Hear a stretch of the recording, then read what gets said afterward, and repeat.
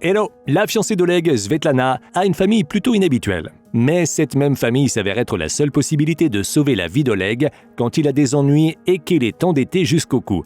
Dans l'espoir d'améliorer la situation en obtenant un prêt sur leurs biens immobiliers, il demande de l'aide à son futur beau-père, Boris Alexeyevitch, qui en réponse fait un énorme scandale. La tentative aurait pu se terminer par un échec, mais la situation est renversée par une météorite qui s'écrase sur la propriété, donnant des super-pouvoirs au Bobrov et à Oleg, et le groupe auparavant non coopératif conçoit un plan pour braquer une banque. Oleg et son partenaire, tous deux entrepreneurs, gagnent de l'argent en revendant du caviar. Le duo sur un bateau fragile récupère la cargaison d'une équipe de pêcheurs dirigée par un dur à cuire nommé Valera.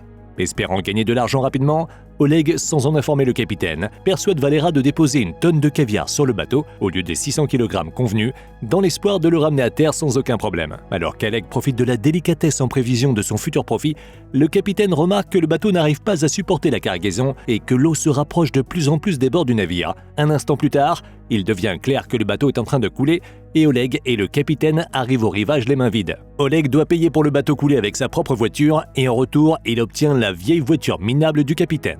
Malgré la perte de sa cargaison, Oleg doit payer pour l'approvisionnement en caviar et décide d'aller voir Svetlana, sa copine, qui travaille à la banque pour obtenir de l'aide. Le gars supplie sa fiancée de prendre un autre prêt, ce qui est impossible sans garantie. Svetlana lui propose la seule autre issue, demander à ses parents de sécuriser le prêt avec leur maison. N'ayant pas d'autres options, le couple décide de négocier. Après avoir passé les dernières vacances du Nouvel An ensemble, Oleg n'aime pas la famille Bobrov. Le père de Svetlana, Boris Alexeyevitch, est sur la liste des personnes recherchées depuis 5 ans et ne quitte jamais la maison, qu'il a entourée d'une solide clôture. Rita, la mère, travaille au théâtre et rêve secrètement de se produire devant un public. Alors elle jette un coup d'œil admiratif dans les coulisses aux danseurs en costumes exotiques. Alexandra, la jeune sœur, rêve de devenir une femme adulte et essaye la lingerie de sa mère en secret. Le frère de Svetlana, Tolik, un asthmatique frêle, a un désir ardent d'entrer dans l'armée, mais il se fait constamment rejeter en raison de sa mauvaise santé. Et en prime, le grand-père, Pavel Grigorievitch, est fatigué de la vie et amer contre le monde entier. Oleg et Svetlana s'arrêtent à la maison des Bobrov et attrapent la famille rassemblée autour des toilettes. La plus jeune fille est suspendue à l'envers à côté, serrant les vis sur les tuyaux rouillés. Oleg, déterminé à aller droit au but, suggère résolument à Boris Alexeyevitch de lui parler. La rencontre avec la famille se poursuit. Le père, le visage rouge d'alcool, commence à jouer de la guitare, chantant ses succès préférés, tandis que les femmes préparent le dîner. Avec un visage aigri, Oleg tente sans succès d'amener son futur beau-père à parler de la garantie et du prêt, sans quoi sa prochaine rencontre avec Valera ne sera pas aussi agréable que les précédentes. Rassemblés pour le dîner, Oleg et Svetlana révèlent enfin la raison de leur arrivée. Le chef de la famille balance furieusement ses bras, les invitant sarcastiquement, avec une lettre de garantie à la banque, à vendre toute la famille Bobrov en esclavage. Tout le monde est de son côté, sauf Svetlana, qui tente de défendre les intérêts de son fiancé, à qui Pavel Grigorievitch, le grand-père méfiant, prend le passeport et commence à l'examiner. Au milieu d'un scandale familial, une météorite s'écrase dans le salon des Bobrov, écrasant le grand-père grincheux. Dans la panique, la famille se dirige vers le sous-sol et, à leur grande surprise, trouve le grand-père complètement indemne. Après l'avoir sorti du cratère, les Bobrov réalisent qu'une météorite est tombée sur eux, qu'ils commencent à creuser immédiatement. Le matin, Oleg parvient à récupérer un bloc et avec ce bloc, il se rend au premier étage de la maison où Pavel Grigorievitch l'appelle à se rapprocher. Affaibli par le coup, le grand-père est sur le point de prendre son dernier souffle et il se tourne vers le protagoniste avec ses derniers mots, refusant une ambulance et la présence de parents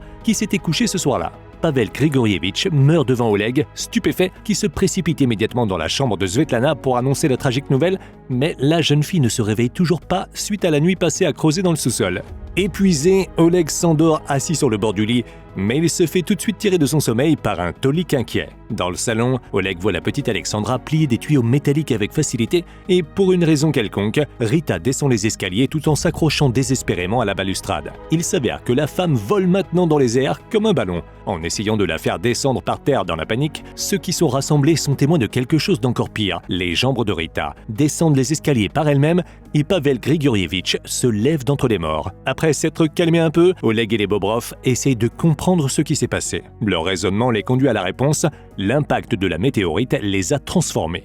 Alors que Boris Alexeyevitch supervise le versement du vin rouge, qui selon lui neutralisera l'empoisonnement chimique, l'invisible Svetlana décide qu'ils doivent se rendre d'urgence à l'hôpital. Dès qu'elle disparaît de la vue, la famille perd immédiatement ses capacités. Ainsi, les héros se rendent compte que les super-pouvoirs de chacun ne fonctionnent que lorsqu'ils sont ensemble. Le soir, l'agitation s'apaise et les nouveaux super-héros sont heureux de montrer leur pouvoir en réfléchissant à la façon de les utiliser. Malheureusement, ils n'arrivent pas à se mettre d'accord et Tolik, après une dispute avec Rita, sort pour nourrir les chiens. Il découvre son pouvoir.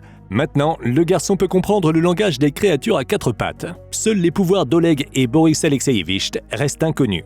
Boris découvre son don le lendemain matin. Dans une tentative de se soulager, l'homme se rend compte qu'il peut se téléporter. L'aîné des Bobrov rassemble la famille, épuisé par les événements récents, pour aller pêcher. Alors que chacun d'eux affine ses pouvoirs là-bas, Oleg tente de poursuivre la conversation sur l'argent, offrant maintenant un plan différent. En utilisant son invisibilité, Sveta va s'introduire à la banque et voler l'argent tandis que les autres l'attendent paisiblement dans une voiture à proximité. Une fois de plus, ils n'arrivent pas à trouver un terrain commun et Boris Alexeïevitch donne le dernier mot décisif.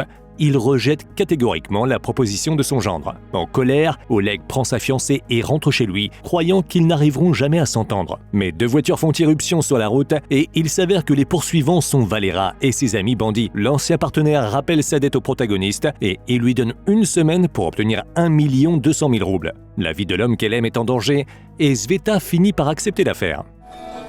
Не переживай. Я все сделаю. Maintenant, le couple doit convaincre l'aîné des Bobrov. Svetlana y arrive facilement en versant une larme en présence de son père et la compagnie de gangsters en devenir commence à planifier un braquage de banque. Après avoir réfléchi à tous les détails, la famille organise une fête sauvage pour célébrer leur richesse imminente. Pendant que les Bobrov s'amusent, Oleg, qui se sent inférieur en compagnie de super-héros, tente donc de découvrir ses capacités et il est étonné quand il parvient à utiliser de la télékinésie. Mais ce pouvoir s'avère juste être une blague de sa fiancée. Le lendemain matin, Oleg prépare le petit déjeuner pour ses complices. Mais tout à coup, chaque membre de la famille commence à faire des demandes. Le grand-père ne veut pas braquer la banque sans une promesse de l'incinérer, Rita déclare qu'elle veut se produire devant un public, Tolik a besoin de retrouver son chien qui s'est perdu récemment, et l'aîné Bobrov rend le verdict final. Indigné par ses développements, Oleg doit faire tout ce que la famille demande, même si c'est impossible. Le stressé d'Oleg a enfin découvert son don. Il s'avère qu'il peut tirer de l'eau par l'index, comme un tuyau d'eau. Le lendemain matin, avant qu'ils ne partent pour se plier aux caprices des Bobrov, Oleg, Sveta et Alexandra partent en voyage de reconnaissance à la banque pour travailler sur les détails du vol. À son retour, Oleg voit Tolik chauve et dans un t-shirt militaire. Il annonce qu'il part pour l'armée. Pour le bien du plan, ils doivent agir rapidement et soudoyer le commissaire militaire pour faire revenir Tolik dans l'équipe et plus tard, en lui montrant de la compassion, pour obtenir son soutien inconditionnel. Bientôt, une nouvelle tâche se présente. Ils doivent emmener le grand-père immortel au crématorium et organiser l'incinération. Tout de suite après, Oleg se rend dans un restaurant avec Alexandra, qui est secrètement amoureuse du fiancé de sa sœur aînée, mais il doit fuir de là après avoir rencontré Valera et ses assistants, que la jeune fille disperse dans les coins comme des peluches. Le lendemain matin, les super Bobrov se réunissent enfin et se dirigent vers la banque. Sur place, il s'avère que Sveta est arrivée avec les mauvais vêtements, pas les mêmes qu'elle portait quand elle a eu le super pouvoir, alors la fille doit se déshabiller pour devenir complètement invisible et entrer dans la banque. Oleg rentre avec elle.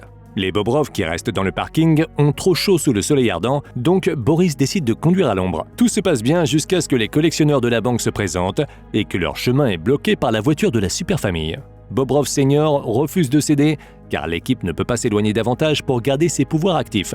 À ce moment-là, les collectionneurs poussent leur voiture dans la ruelle, ce qui fait que la situation de Svetlana prend un mauvais tournant. Ils parviennent à éviter un échec complet et le groupe est sur le point de fuir la scène du crime raté quand ils voient soudainement la police se diriger vers eux. Boris Alexeïevitch, qui a recherché, se téléporte immédiatement, mais à son propre malheur, il atterrit dans la voiture des collectionneurs de banque. Il est sauvé des ennuis par Oleg qui connaît les bonnes personnes partout. Mais en rentrant chez lui, le gars devient furieux de la négligence de la famille et leur crie dessus, indiquant clairement qu'il est maintenant en charge de l'opération et interdit aux Bobrov d'utiliser leur pouvoir impulsivement. Il s'avère cependant que le souhait de Rita n'a pas encore été exaucé et qu'elle doit se produire dans un centre culturel aujourd'hui. La famille rappelle immédiatement à la femme sa précédente performance infructueuse il y a longtemps et en larmes, et les oreilles bouchées, elle s'enfuit aux toilettes. Cette attitude impitoyable met Oleg en colère et il décide de réaliser le rêve de Rita. Mais le soir, tout va mal. Juste avant de monter sur scène, Rita s'enfuit et Oleg, essayant de l'arrêter, est attrapé par Valera et ses voyous. Et au lieu d'une femme volante, le public apprécie la performance d'un homme volant qui est jeté d'un côté à l'autre de la scène. À peine sorti de la pagaille, Oleg perd complètement son sang-froid et exprime toute son insatisfaction aux Bobrov.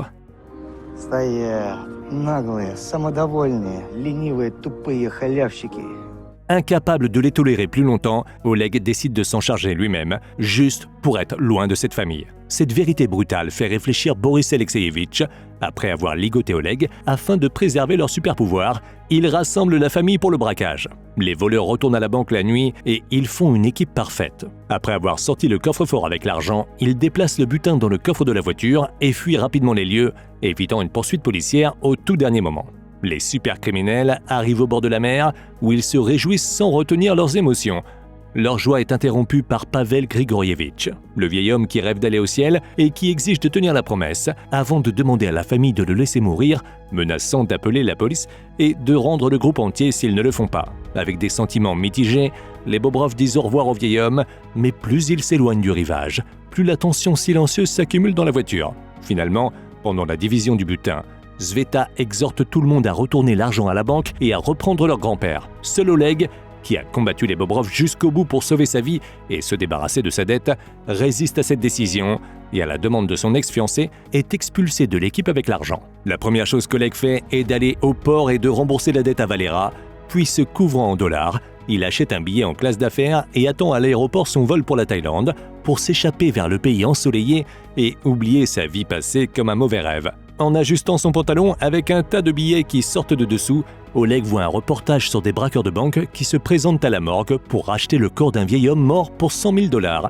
Et puis toute la famille Bobrov elle-même est montrée derrière les barreaux de la prison. Déjà à la porte de départ, Oleg se met néanmoins en route pour les sauver et le lendemain, avec le corps volé du grand-père, comparaît devant le tribunal où le verdict est lu au groupe criminel. La réunion de famille redonne des super-pouvoirs à chacun de ses membres et les super Bobrov parviennent d'abord à s'échapper de derrière les barreaux, puis à sortir du palais de justice. La famille se détache de leurs poursuivants et arrive au port, d'où ils partent dans un conteneur d'expédition pour un long voyage vers la Thaïlande. Comme toujours, tu peux trouver le titre du film dans la description de la vidéo. Dans les commentaires, tu peux nous dire ce que tu en penses. Si tu avais des super-pouvoirs d'un coup, est-ce que tu serais capable de résister aux tentations de jouer avec la loi? N'oublie pas de liker cette vidéo et de t'abonner à la chaîne pour ne pas rater la prochaine vidéo.